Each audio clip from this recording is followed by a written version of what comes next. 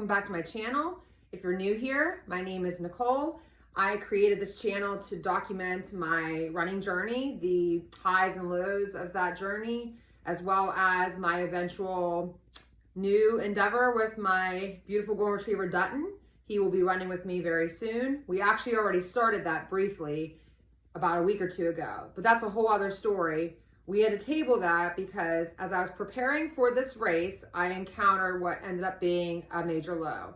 Earlier this week, I had some flare up in my tibia. It was in a very tiny spot at the bottom of my tibia, and that prevented me from running for 3 days. Because of that, I was very apprehensive. I didn't know if it would be 100% before the race. Initially, I was going to have 2 videos. I was going to do a video of my training leading up to the race and then a video about the race itself. Since things did not play out the way I would have expected, I decided to combine this into one video. You'll see all of my raw emotions, the preparation that I had to take in order to get to the start line healthy and to be able to finish the race without issues. Tag along with me and let's go for it. Special delivery from Rabbit came yesterday. I'm so pumped about this. With my race coming up, I couldn't resist. A couple of these items I would not even think to wear on race day, but I specifically bought these shorts for race morning. I got this color because I don't have too many shorts with this color, and it also matches the top that I plan to wear. I love that they have this pocket in the back. It's great for holding your keys or your gel. Next up, I ordered this really pretty pink shirt from Rabbit. And I like this just because I don't have this color. It will go with a lot. I especially love this top. I love this color with the pink Rabbit. I have a couple pairs of tights that are actually pretty similar to this shade or maybe just slightly off. It would make it a good contrast. Not that I'm really super pumped for very cold weather, but I'm pumped to be able to wear these types of outfits in that weather. Not to mention, I'll be running a lot faster. I won't have to worry about heat and humidity anymore. For my final long run, I took time to just relax, reflect on the training cycle, and get ready to roll.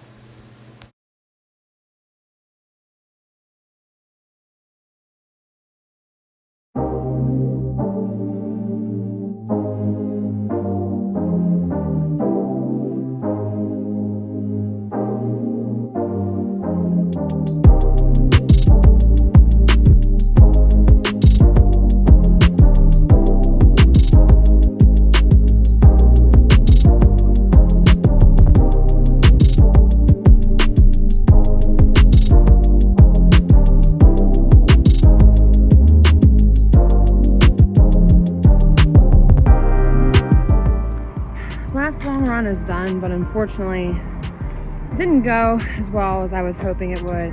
This was just supposed to be a very easy maintenance type of long run. I was not planning on running faster than 9-minute pace. Really easy for me. But the tibia that gave me issues earlier this year flared up again.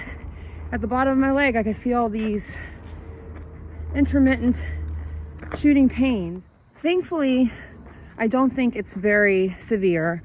I should be able to resolve this with a day of rest if necessary. I'm leaning more toward resting and not doing anything tomorrow. And I'm just going to stay optimistic because I worked too hard. This is also a reminder that I need to get back to doing that Mobo board. I have not been doing that lately. Not sure why I got out of that habit, but I need to get back to doing those exercises on a regular basis. When I got home, I immediately decided to take time to ice that area for relief and got a chance to play with Dutton a little bit and relax. Let me get that. Let me get that.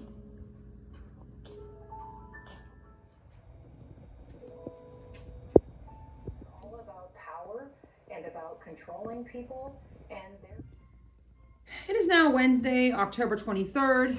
In the last 3 days, I have not been out running. However, I did a very easy bike ride yesterday that it was about an hour in length. And then today I did a 40-minute elliptical session. Thankfully, I did not have any issues on either of those exercise segments, but I still thought it was best for me not to even attempt a run. With my race being right on the horizon, less than 72 hours away. I thought it would be too much of a risk for me to even attempt it. Hopefully I will be ready to attempt a run tomorrow afternoon or morning when I do my wellness time at work. It seems like it's heading in the right direction. What little bit of tightness I have left is very, very minor. So I'm hopeful this massage tonight in conjunction with my Mobo board exercises will help. Dutton, why don't you tell them about your run? Dutton went for a few little runs with me recently. At the very end of our walk, we did a 0.15 mile jog. It was actually more your idea because he actually started to do a very brisk jog the one day I was with him. He was super pumped about something, or maybe just felt really good because we finally had some cooler weather. We decided to go with it, and he really enjoyed that. It makes me more eager to eventually take him with me for longer runs. Every other week, I have an appointment scheduled at Massage Envy. One appointment will be a 60-minute, while the other would be a 90-minute. Tonight was a 90-minute session where it was a full-body massage. Cupping was used, and I'm glad that I finally realized the importance of working on the whole body, not just the lower body.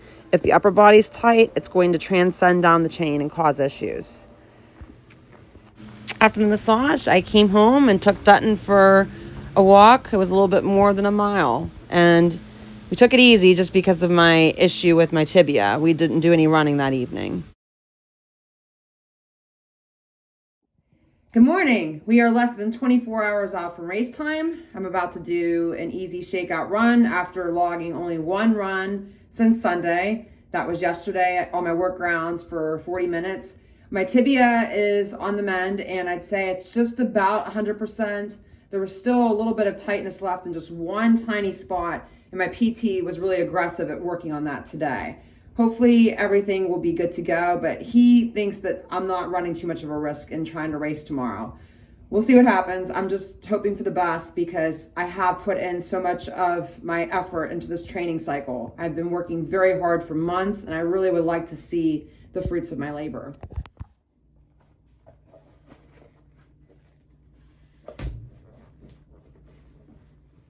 Even though I was more optimistic about the run, I still had some hesitation because I was so concerned about the race. I had been working very hard for months, and I did not like the thought of me not being able to finish or possibly not even being able to line up at all. When I got started, I realized that it was doing a lot better. I could feel it a little bit, but not like before.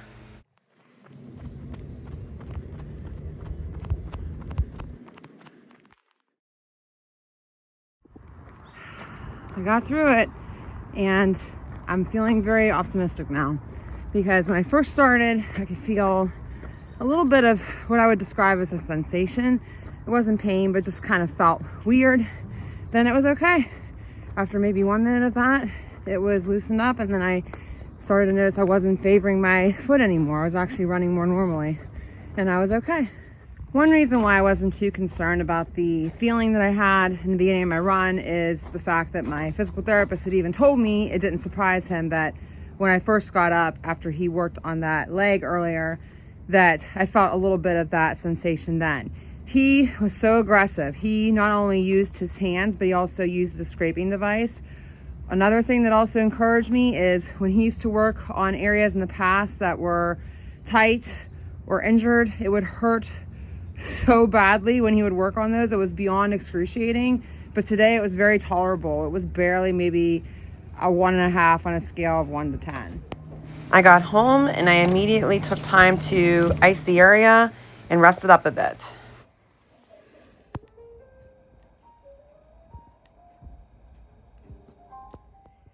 This will be my outfit on race morning. I am going to be completely decked out in rabbit gear. I only wore this one other time, and that would have been during my last speed workout before the taper. The shorts are new. I've not worn those yet, but I specifically got them because they match one of the main colors on the top. My coach advises me to use 3 gels, 1 prior to the race and then 2 during the race. And I'm still deciding whether I'm going to wear my compression sleeves on my legs. I'm almost certain I'm not going to wear the arm sleeves. It's supposed to be around 50 degrees at the start of the race, and I get warm very easily. I'm leaning toward just wearing the top and the shorts. There's a part of me that is still a little hesitant, but I do feel better after having a very good conversation with my coach. He reminded me of how successful of a build-up this has been, and also told me that the type of issue I've been encountering is one that is not too severe. You can run through it, and it's not really going to cause that much damage. This was after he had extensive conversations with a physical therapist in the area. So I do feel a little bit better about things, but I'm also a little bit uncertain on whether I should wear my race flats or just stick with my trainers. Absolutely ridiculous. Our department.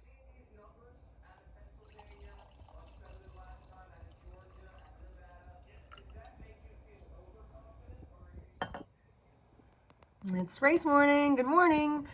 Was way too tired to even think about filming earlier, and I struggled to eat, but I managed to get down a banana and about 3/4 of a muffin. Thank goodness for the gel. After my warm-up and a quick test to see if my leg would be able to handle wearing race flats, I opted for my trainers and I went to the start line hoping for the best. While I was hoping for the best, I had so much hesitation about whether my tibia would hold up and I would be able to even get through the race. At one point, I was so apprehensive that I was about to not even line up. I was going to just call it a day and not take the risk. My mom being on the sidelines, though, really encouraged me, and she made me feel a little bit more reassured that I could get through it. But I did have so many thoughts during the race as to whether I would have to stop and what I would do if that happened. Come on, Nicole.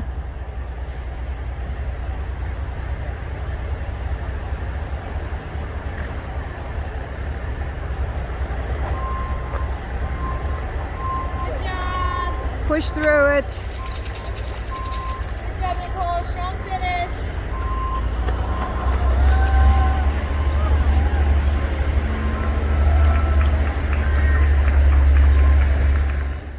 After the race, I received this finisher's medal and waited around just to see what the final results would be. I thought I was the 4th overall female.